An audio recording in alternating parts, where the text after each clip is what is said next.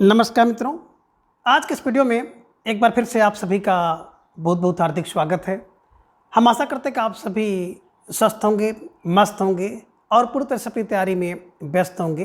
तो मित्रों, आज के इस वीडियो में हम मॉडल पेपर प्रथम के अंतर्गत टीजीटी, पीजीटी हिंदी और बिहार शिक्षक भर्ती से संबंधित कुछ महत्वपूर्ण और संभावित प्रश्नों को व्याख्यात्मक तरीके से हल करेंगे और इसके साथ ही इन्हें ट्रिक की सहायता से याद करने का भी प्रयास करेंगे। तो हम आशा करते हैं कि वीडियो आप सबके लिए बहुत ही महत्वपूर्ण होने वाला है, इसलिए इस वीडियो को आप लोग अंत तक जरूर देखें। चैनल पर नए हैं तो चैनल को सब्सक्राइब कर लें और उसके साथ ही अगर आपको थोड़ा सा भी उचित लगे तो इस वीडियो को अपने जो परिचित लोग हैं उनके पास भी शेयर करें। तो आज की इस प्रश्नोत्तरी का पहला प्रश्न है कि चूलिका किसका शब्द है? ए पाली, बी प्राकृत, सी अपभ्रंश या डी फारसी। तो ढेर सारे भाई बहनों का जवाब भी आगे अक्सर विकल्प बी को लॉक किया जाए। विकल्प B Prakrit is right answer, है ना। कैसे दिमाग में बैठाएंगे? तो आपको एक क्लू बना लेना है कि चूलिका किसकी, बोले प्राकृत की। चूलिका किसकी? प्राकृत की। तो चूलिका प्राकृत की, ऐसे आपको क्लू बनाना है और इसे अपने दिमाग में बैठा लेना है। ठीक है, चलिए। प्रश्न संख्या 2 है कि उबटन शब्द का तत्सम रूप क्या है? ए उद्वतन, बी उपलेपन, सी उपहलेपन या डी उद्वर्तन। तो धीरे धीरे ढेर सारे भाई बहनों का जवाब भी आगे अक्सर विकल्प डी को लॉक किया जाए। विकल्प डी उद्वर्तन इज राइट आंसर, है ना। देखिए, उबटन का जो तत्सम रूप है, तत्सम का मतलब होता तत् माने उसके सम माने समान है जो, यानी कि जो संस्कृत भाषा का शब्द है उसी को तत्सम कहते हैं। और संस्कृत भाषा से जो विकृत होकर के परिवर्तित होकर के शब्द बनता है उसे हम लोग कहते हैं तद्भव। तद माने उससे जो उत्पन्न हुआ है उसे कहते हैं तद्भव। तो उबटन शब्द है तद्भव और इसका तत्सम रूप होता है उद्वर्तन। विकल्प डी इज राइट आंसर। प्रश्न संख्या 3 है कि धूसर किसका पर्यायवाची शब्द है? ए अश्व, बी मेघ, सी गर्दभ या डी अजा। तो आसान सा प्रश्न था, बहुत सुंदर जवाब आप सबका आगे अक्सर विकल्प सी को लॉक किया जाए। गर्दभ इज राइट आंसर, है ना। तो गर्दभ को धूसर कहते हैं, इसको बेसर भी कहते हैं, इसको चक्रीवान भी कहते हैं, इसको बैसाख नंदन भी कहते हैं, खर भी कहते हैं। ध्यान में रख लीजिएगा और विकल्प सी को हमेशा के लिए कंठस्थ कर लीजिएगा। ठीक है, चलिए। प्रश्न संख्या 4 है कि रिक्शा किस भाषा का शब्द है? आपको जवाब देना है। ए अंग्रेजी, बी उर्दू, सी तुर्की, डी जापानी।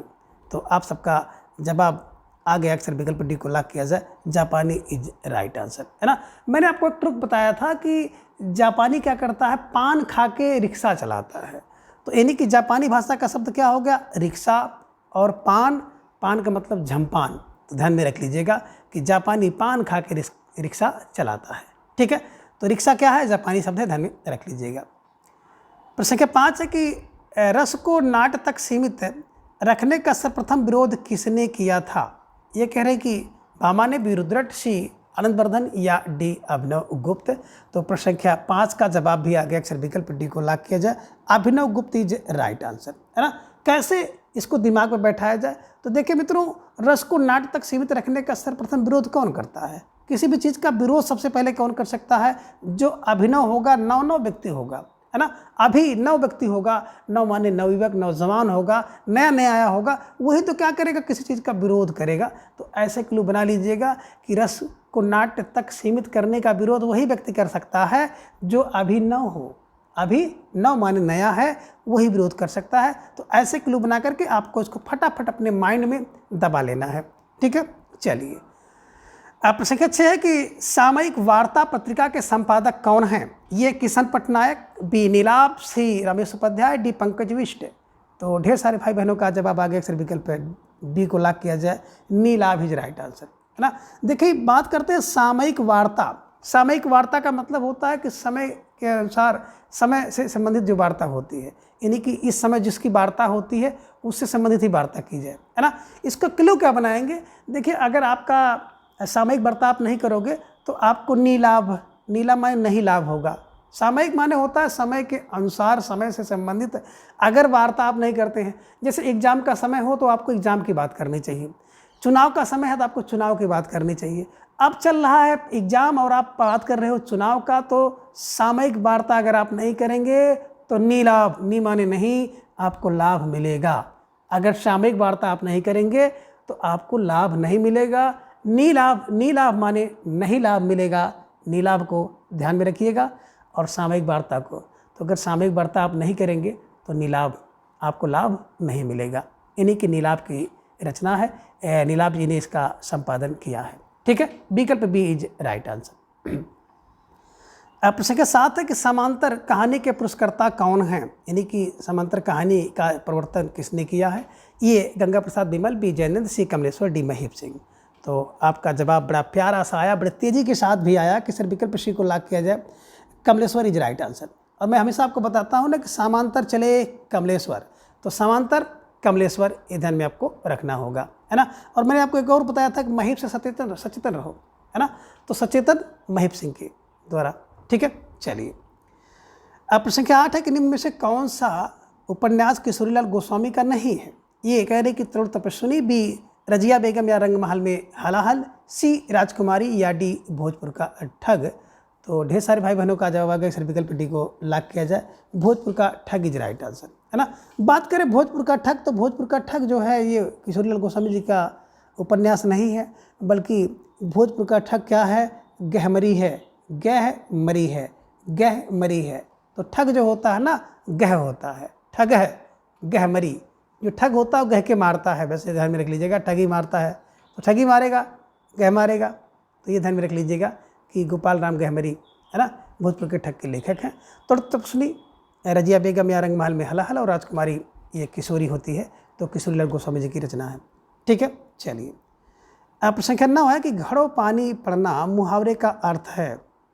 ये कह रहे हैं कि नहाना, बी कांपना, सी सर्दी लगना, डी लज्जित होना।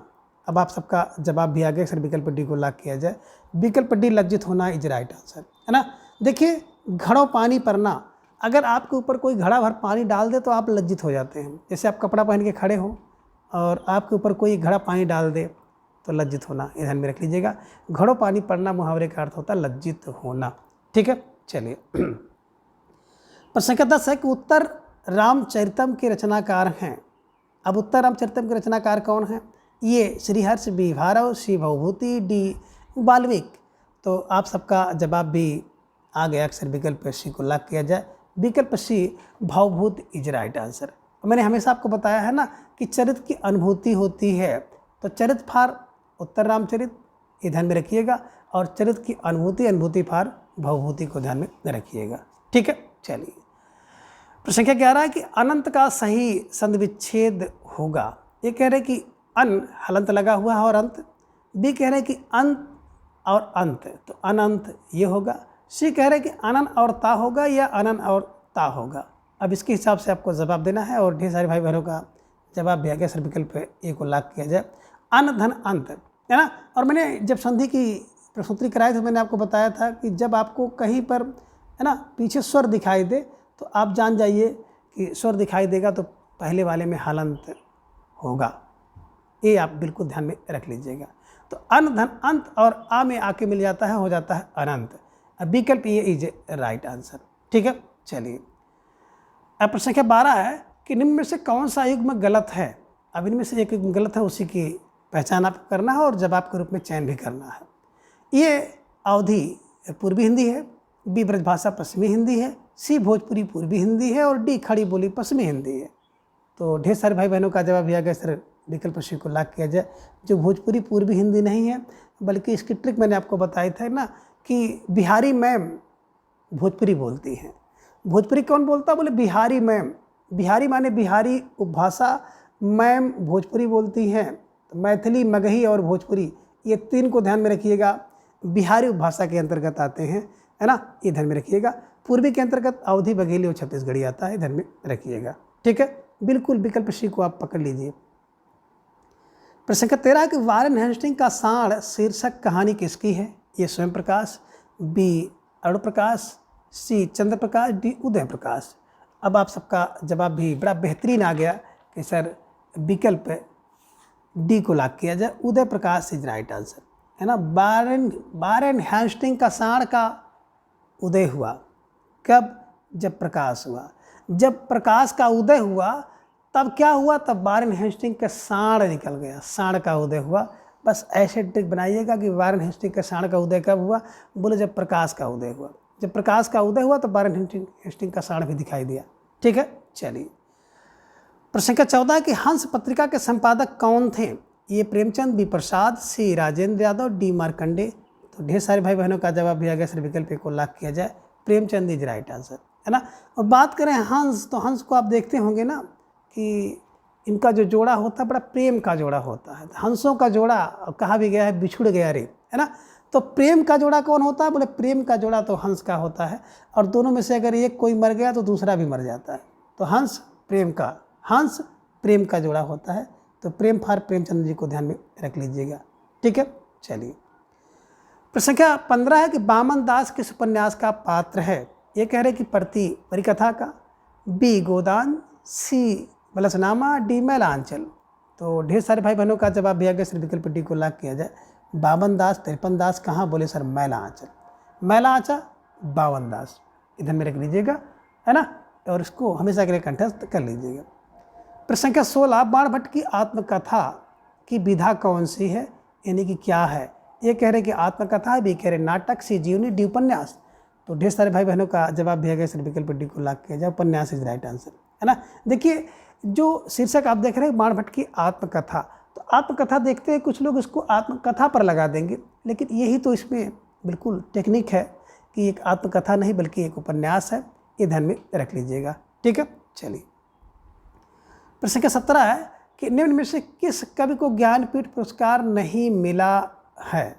ये कह रहे हैं कि रामधारी सिंह दिनकर को, बी सुमित्रानंद पंत को, सी नरेश मेहता को, डी जयशंकर प्रसाद को।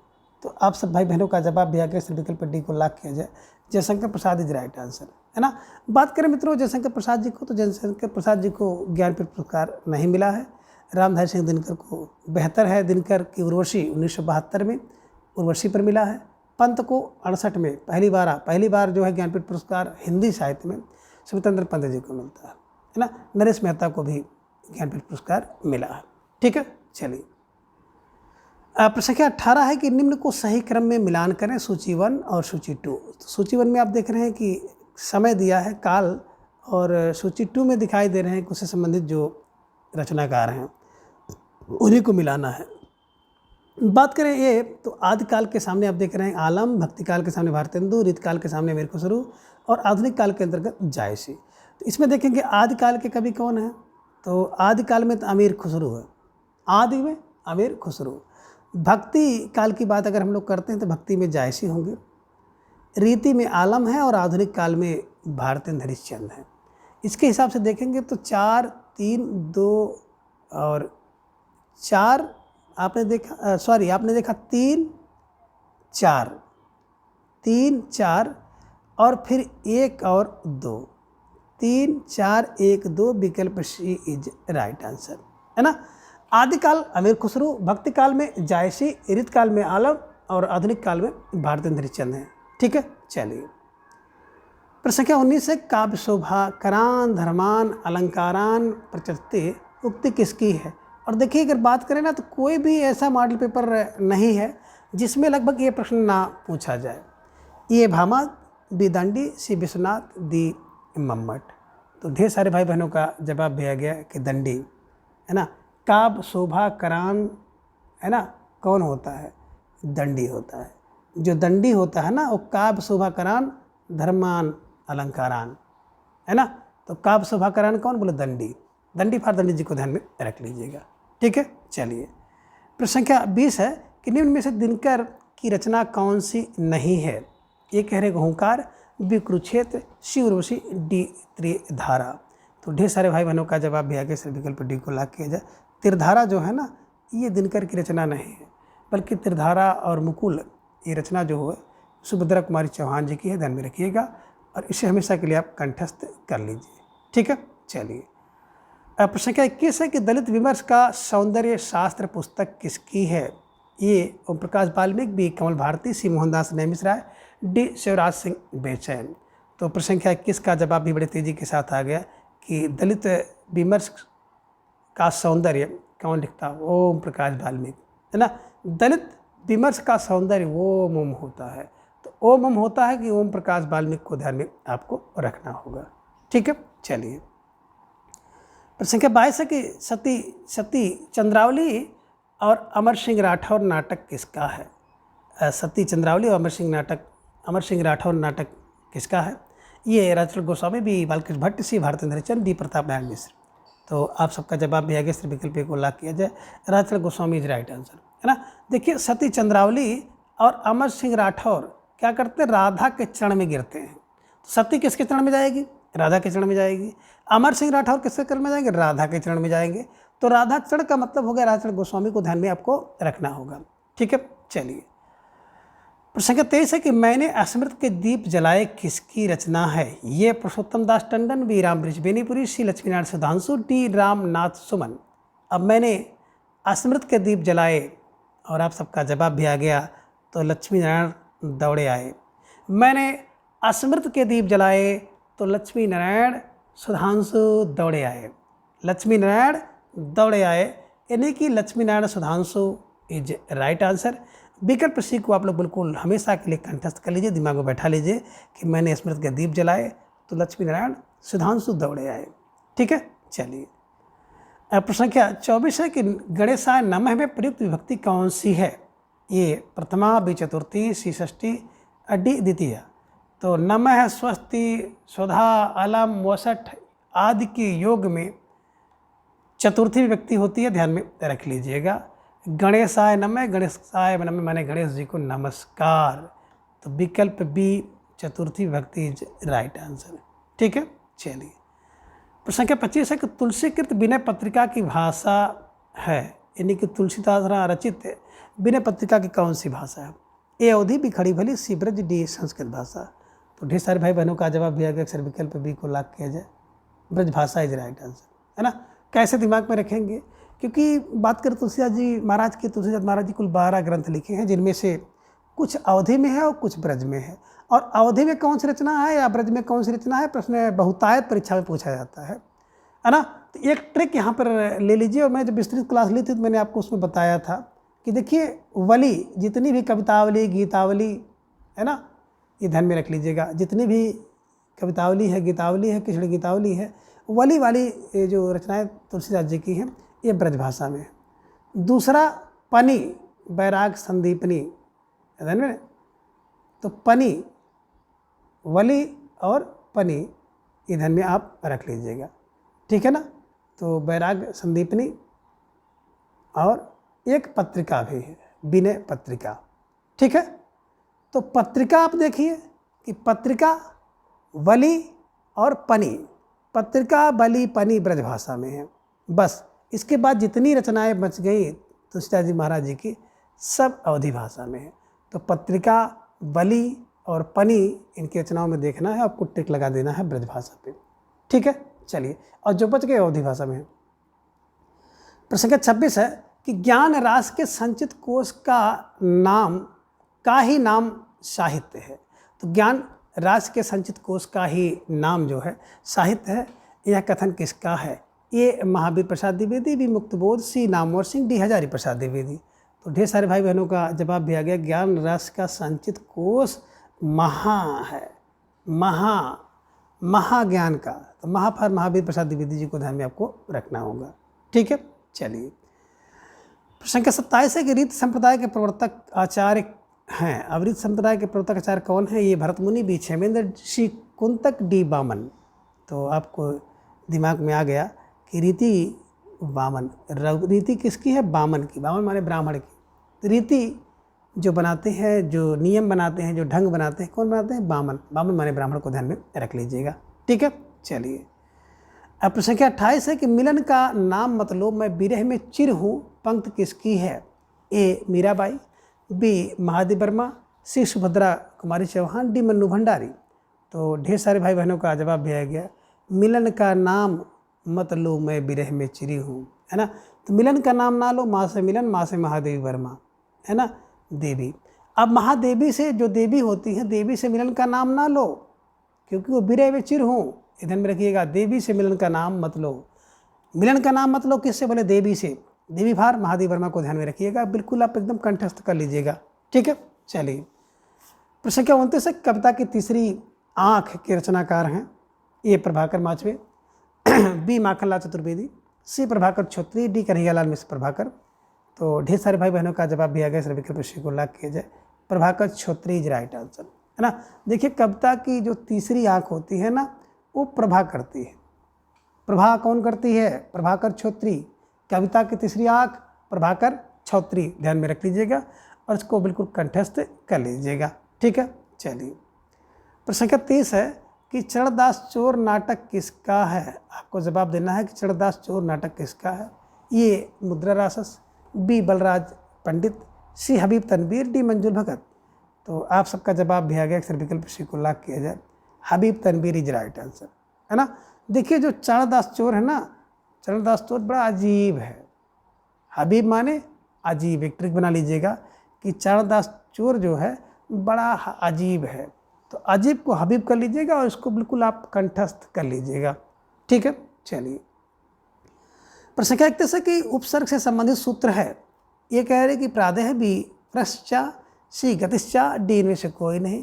तो ढेर सारे भाई बहनों का जवाब आ गया कि पर आदेह इज राइट आंसर। विकल्प को आप सही कर लीजिए, पर, परा, अप, अनु, अव, निस, दुस, दिर, बी, आंग पर। तो ये आप ध्यान में रख लीजिएगा। यही प्रादेह, प्र आदेह, प्रा आदि जो उपसर्ग हैं ये इसका संबंधित सूत्र है।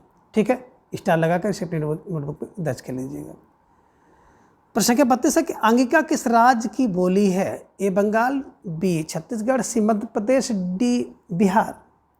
तो ढेर सारे भाई बहनों का जवाब भी आ गया, अक्सर विकल्प डी को लॉक किया जाए। बिहार इज राइट आंसर, है ना। जो अंगिका है ना, अंगिका बिहार राज्य की बोली है, ध्यान में रख लीजिएगा। आसान सा प्रश्न है और 1 नंबर आपको देकर जाएगा। ठीक है, चलिए। प्रश्न संख्या 33 है कि लिंग के दृश्य दही शब्द है। अब दही शब्द क्या है? ये कहने की स्त्रीलिंग है, बी पुल्लिंग है, सी नपुंसक लिंग, डी उभयलिंग। तो ढेर सारे भाई बहनों का जवाब आ गया, अक्सर विकल्प बी को लॉक किया जाए। पुल्लिंग इज राइट आंसर, है ना। हालांकि कुछ लोग इसको स्त्रीलिंग में भी लगा देंगे, तो ध्यान रखिएगा। हाथी, दही, पानी, घी, है ना, इकारांत हैं, है ना, लेकिन ये पुल्लिंग शब्द होते हैं। दही का प्रयोग लोग कहते हैं दही खट्टी है, तो दही खट्टी नहीं है, गलत है, दही खट्टा है ना। अब चूंकि जो क्या होता है कि पूर्वी क्षेत्र के लोग जो है इसको इकारांत बोलते हैं, स्त्रीलिंग में बोलते हैं, इस कारण से ऐसा हुआ है। तो दही शब्द क्या है? पुल्लिंग है, ध्यान में रखिएगा। और विकल्प बी को हमेशा के लिए कंठस्थ कर लीजिएगा, निश्चित रूप से यहाँ से प्रश्न पूछा जाता है। ठीक। प्रश्न संख्या 34 है कि रस अपकर्ष का दोष है। तो रस अपकर्ष का दोष है उक्ति किस आचार्य की है? ए बामन, बी विश्वनाथ, सी मम्मट, डी भरत मुनि। तो रस के जो अपकर्षक होते हैं वही क्या है? दोष है। ऐसा कौन कह सकता है? और धीरे धीरे ढेर सारे भाई बहनों का जवाब भी आ गया कि सर विकल्प सी को लॉक किया जाए, मम्मट, है ना, मम। रस का अपकर्षक कौन है? बोले मम। रस का अपकर्षक मम, मम फार मम्मट को ध्यान में रख लीजिएगा और इन्हें बिल्कुल ऐसे कंठस्थ कर लीजिएगा। ठीक है, चलिए। प्रश्न संख्या 35 है कि एक बूंद सहसा उछली किस विधा की रचना है? ये कह रहे संस्मरण है, बी कह रहे डायरी, सी कह रहे रिपोर्टाज और सी कह रहे रिपोर्टाज, डी कह रहे यात्रा वृत्ति। तो ढेर सारे भाई बहनों का जवाब आ गया, सर विकल्प डी को लॉक किया जाए। यात्रा वृत्ति इज राइट आंसर, है ना। देखिए जब आप यात्रा करेंगे ना तो एक बूंद सहसा उछल जाएगी, तो एक बूंद सहसा उछली आगे जी की रचना है और यात्रा वृत्त है, ध्यान में रखिएगा। ठीक है, चलिए। प्रश्न संख्या 36 है कि आत्महत्या के विरुद्ध कविता संकलन किसका है? ये धर्मवीर भारती, बी रघुवीर सहाय, सी सर्वेश्वर दयाल सक्सेना, डी राजेंद्र यादव। तो प्रश्न संख्या 36 का जवाब भी बड़ी तेजी के साथ आ गया कि आत्महत्या के विरुद्ध कौन सहाय होंगे? बोले रघुवीर सहाय होंगे, है ना। जब कोई व्यक्ति क्या होता है आत्महत्या करने जाता है तो उसकी सहायता कौन करते हैं? रघुवीर करते हैं। तो आत्महत्या के विरुद्ध रघुवीर सहाय हैं। कभी कभी देखे होंगे ना कि कुछ लोग आत्महत्या करने के लिए ऊपर से कूद जाते हैं और रघुवीर सहाय हो जाते हैं, उनको बचा लेते हैं, मरते नहीं हैं। तो आत्महत्या के विरुद्ध रघुवीर सहाय है, रघुवीर ही एक सहाय है, ध्यान में रख लीजिएगा। ठीक है, चलिए। प्रश्न संख्या 37 है कि संस्कृत के 4 अध्याय किसकी रचना है? ए अज्ञेय, बी मुक्तिबोध, सी जयशंकर प्रसाद, डी दिनकर। तो ढेर सारे भाई बहनों का जवाब भी आ गया, सर विकल्प डी को लॉक किया जाए। विकल्प D Dinkar is right answer, है ना। देखिए संस्कृत के 4 अध्याय लिखना हो तो दिन भर लग जाएंगे। संस्कृत के 4 अध्याय दिन भर, तो दिन भर को आप दिनकर कर लीजिएगा। ठीक है, चलिए। प्रश्न संख्या 38 है कि नेताजी कहन के लेखक हैं, यानी कि नेताजी ने कहा, इस रचना के लेखक कौन है? ये रविंद्र कालिया, बी रविन्द्रनाथ त्यागी, सी श्रीलाल शुक्ल, डी मनोहर श्याम जोशी। तो ढेर सारे भाई बहनों का जवाब भी आ गया, विकल्प डी को लॉक किया जाए, Manohar Shyam Joshi is right answer, है ना। देखिए जो नेताजी कहते हैं वो मनोहर होता है और जोश देने वाला होता है, ध्यान में रख लीजिएगा। कभी कभी देखे होंगे कि हमारे आपके जो प्रिय नेता गण लोग हैं, चाहते नेता लोग हैं, जब आते कोई बात ऐसी कहते हैं तो बात उनकी बड़ी मनोहर लगती है और उससे जोश आ जाता है। अब वो बात सही हो या गलत हो, उसको पूरा करें ना करें, लेकिन मनोहर और जोश वाला होता है। तो नेताजी कहते हैं तो मनोहर और जोश वाली, मनोहर हो लगता है और जोश आ जाता है। विकल्प डी इज राइट आंसर। प्रश्न संख्या 39 है कि मध्यकालीन बोध का स्वरूप के लेखक हैं। ये कह रहे हैं कि रामचंद्र शुक्ल, बी राहुल शंकरतायन, सी नामवर सिंह, डी हजारी प्रसाद द्विवेदी। तो मध्यकालीन बोध का स्वरूप के लेखक कौन है? धीरे धीरे ढेर सारे भाई बहनों का जवाब भी आ गया कि सर विकल्प डी को लॉक किया जाए, Hazari Prasad Dwivedi is right answer, है ना। तो मध्यकालीन बोध का स्वरूप बोले हजार है, मध्यकालीन बोध का स्वरूप हजार है, तो हजार फॉर हजारी प्रसाद द्विवेदी जी को ध्यान में रखिएगा, ठीक है। चलिए अब प्रश्न संख्या 40 है, काशी नगरी प्रचारी सभा की स्थापना कब हुई थी? ये 1895, बी 1839, 1893 और डी 1898। तो ढेर सारे भाई बहनों का जवाब भी आ गया कि विकल्प सी को लॉक किया जाए, विकल्प सी 1893 इज राइट आंसर, है ना। काशी नगरी प्रचारी सभा की स्थापना हो गई थी 1893 में, ठीक है। चलिए अब प्रश्न संख्या 41 है कि कामायनी को छायावाद का उपनिषद किसने कहा है? ए डॉक्टर नागेंद्र, बी मुक्तबोध, सी डॉक्टर इंद्रनाथ मदान और डी है शांत प्रिय द्विवेदी। तो कामायनी को छायावाद का उपनिषद कहोगे ना तो बहुत प्रिय लगेगा और शांति देगा। तो कामायनी को उपनिषद कहना शांति और प्रिय लगता है, शांति और प्रिय लगता है। तो शांति प्रिय द्विवेदी को ध्यान में रखिएगा, स्टार लगाकर इन्हें नोट कर लीजिएगा कि कामायनी को आप छायावाद कहोगे ना तो प्रिय लगेगा, शांति और प्रिय लगेगा, ठीक है। चलिए अब प्रश्न संख्या 42 है कि केशव कहीं न जाए का कहिए पंक्ति किसकी है? ये कह रहे कबीर की, बी रहीम की, सी तुलसी की, डी केशव की। तो देखिए इसी में तो लोग भटकते हैं कि केशव कहीं ना, जो दिमाग में रख लीजिएगा, केशव कहीं ना, केशव ना कहिए, है ना, यानी केशवदास नहीं है, पहले काट लीजिए, केशव कहीं ना। और ज़्यादातर लोग केशवदास पे जाते हैं, है ना। तो केशव कहीं ना किसको? तुलसी कहिए, केशव कहीं ना तुलसी कहिए। तो तुलसी कहिए का मतलब तुलसीदास जी की पंक्ति है, ध्यान में रखिएगा। वेरी वेरी मोस्ट इम्पॉर्टेंट प्रश्न है। जो हमारे भाई बहन अभी जल्द ही में बीएड किए हैं, नई तरह से परीक्षा की तैयारी कर रहे हैं, तो उनके लिए थोड़ा समस्या बनता है, ठीक है। चलिए विकल्प सी को आप लॉक कर लीजिएगा। अब प्रश्न संख्या 43 है कि शिवा बावनी के रचनाकार कौन हैं? ए रत्नाकर, बी भूषण, सी ठाकुर, डी आलम। तो ढेर सारे भाई बहनों का जवाब आ गया कि जो शिव की बावनी है ना, तो शिवा बावनी एक भूषण है, शिवा बावनी एक भूषण है। तो भूषण फार भूषण जी द्वारा लिखी गई रचना है, ध्यान में रखिएगा, ठीक है। चलिए अब प्रश्न संख्या 44 है, कोणार्क नाटक की रचना किसने की है? ए मोहन राकेश, बी जगदीश चंद्र माथुर, सी भुवनेश्वर, डी राम कुमार वर्मा। तो ढेर सारे भाई बहनों का जवाब भी आ गया, अक्सर विकल्प बी को लॉक किया जाए, विकल्प B Jagdish Chandra Mathur is right answer, है ना। जो कोणार्क का मंदिर है वो जगदीश चंद्र माथुर का है, ठीक है। चलिए प्रश्न संख्या 45 है कि वैदेही वनवास किसकी कृति है? ए देव की, बी अयोध्या सिंह उपाध्याय हरिऔध की, सी बद्रीनाथ चौधरी प्रेमगढ़, डी भारतेंद्र हरिश्चंद्र। तो आप सबका जवाब भी आगे अक्सर विकल्प बी को लॉक किया जाए, है ना।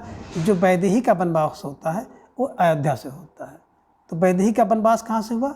अयोध्या से हुआ। तो अयोध्या फार अयोध्या सिंह उपाध्याय हरिऔध को ध्यान में रख लीजिएगा, ठीक है।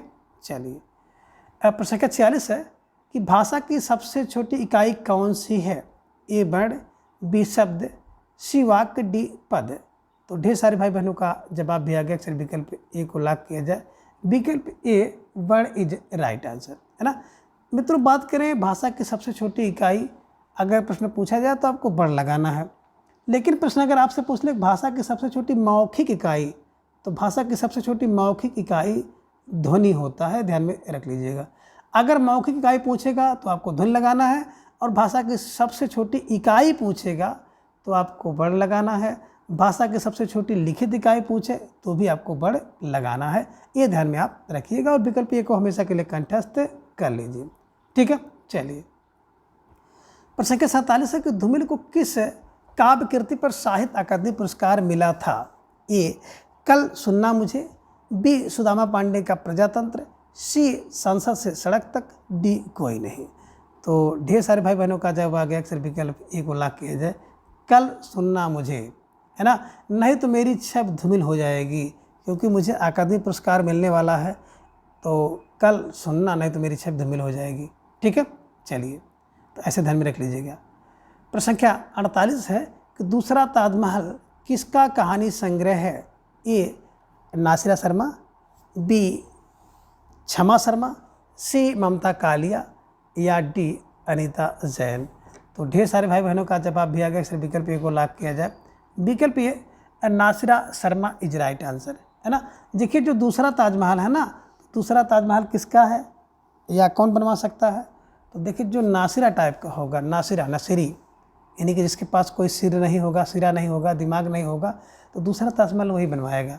जैसे प्रेम में है ना, मुमताज़ महल के प्रेम में शाहजहाँ ने बनवाया, तो वैसे दूसरा कोई नासिरा व्यक्ति जब होगा तो दूसरा ताजमहल बनाएगा। तो नासिरा फॉर नासिरा शर्मा को ध्यान में रखिएगा, और दूसरा ताजमहल के द्वारा लिखेगी कहानी संग्रह। ठीक है, चलिए। प्रश्न संख्या 49 है, कैंची किस भाषा का शब्द है? आपको जवाब देना है। ए हिंदी, बी अंग्रेजी, सी पुर्तगाली, डी तुर्की। तो ढेर सारे भाई बहनों का जवाब आ गया, सर विकल्प डी को लॉक किया जाए, तुर्की इज राइट आंसर, है ना। बात करें कैंची, तो कैंची से आप क्या करते हैं? कुतरते हैं, तो कैंची से कतरते हैं, और कैंची से कुर्ती काटी जाती है, तो उसी कुर्ती को तुर्की करिए, तुर्की को तुर्ती कर दीजिएगा, बस। कैंची तुर्की ध्यान में रख लीजिएगा। और जितने भी इस प्रकार के यंत्र है प्रायः तुर्की भाषा के अंतर्गत आते हैं, ध्यान में रख लीजिएगा। ठीक है, चलिए। प्रश्न संख्या 50 है कि हरी बिंदी किस साहित्यकार की कहानी है? ए मैत्री पुष्पा, बी उषा प्रेमदा, सी मृदुला गर्ग, डी बंडू भंडारी। तो धीरे धीरे ढेर सारे भाई बहनों का जवाब भी आ गया कि जो हरी बिंदी होती है ना, वो मृदुल होती है। हरी बिंदी जो होती है वो मृदुल होती है। तो मृदुल फार मृदुला गर्ग को ध्यान में रखिएगा, और स्टार लगाकर इन्हें ऐसे ही बिल्कुल अपने दिमाग में छाप लीजिए। तो मित्रों, आज के इस वीडियो में बस इतना। अगली वीडियो में हम इसके अगले भाग को जानेंगे। तब तक के लिए आप सभी अपना ख्याल रखिए, और अपना अधिक से अधिक समय अपने अध्ययन पर लगाएं। अपना प्रेम, स्नेह, विश्वास इस तरह से चैनल पर बनाए रखें। धन्यवाद, नमस्कार, बाय बाय।